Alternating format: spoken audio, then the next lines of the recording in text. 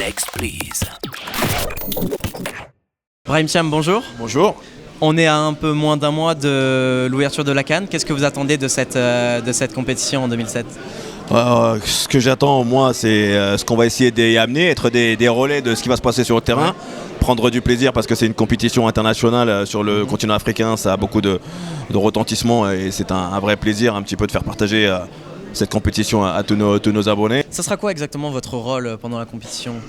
Si vous pouvez nous décrire, avec qui vous allez faire équipe ? Alors moi c'est simple, je serai avec Xavier Domer qui est journaliste, moi je suis consultant sur le Postcom parce qu'on commande tous les matchs à deux. Et il y aura notre relais sur le terrain qui sera Julien Chaput qui officie d'habitude en Ligue 1, sur les matchs premium de Ligue 1. Donc voilà, un dispositif à 3, une interaction à 3 sur le match pour commenter ce qui se passe sur le terrain, tous les à côté, les bandes touches, les réactions, et être le plus complet possible en étant le plus discret possible car on est juste un relais, on n'est pas les acteurs principaux. D'accord. À votre avis, pourquoi beIN Sport va diffuser la CAN, mais investit autant d'argent dans cette compétition ? Qu'est-ce qui leur intéresse ? Qu'est-ce qui rend cette compétition particulière ? Cette compétition elle est particulière parce que vous vous rendez bien compte que la population déjà africaine est nombreuse dans le monde entier, sur la région parisienne, en France, tous les abonnés vont profiter de l'exposition de cette très belle compétition mise en avant par beIN Sport.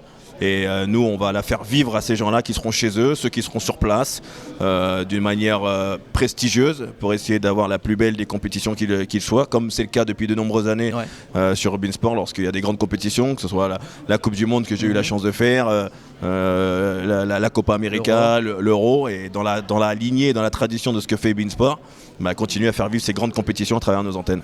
Alors vous êtes un ancien international malien, le Mali est dans le groupe D, sera impliqué dans cette compétition. Est-ce qu'on est objectif quand on commente son pays de cœur ou alors on laisse parler les émotions Non, moi j'ai coutume j'ai la chance de commenter beaucoup de matchs, même le week-end, notamment une équipe comme Caen où j'ai joué, où j'ai beaucoup d'attaches.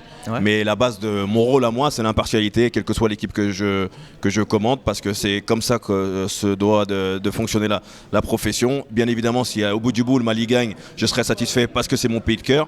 Mais en aucun cas, je suis même des fois plus intransigeant avec mon pays de cœur parce que j'ai la possibilité de le faire.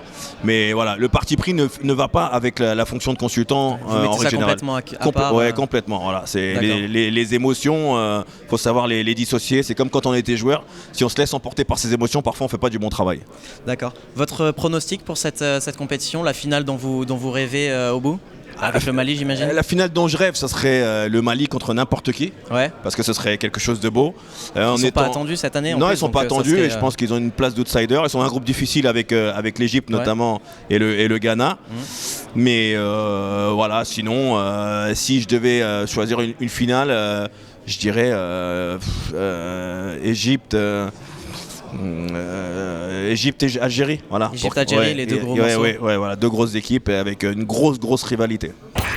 Next, please.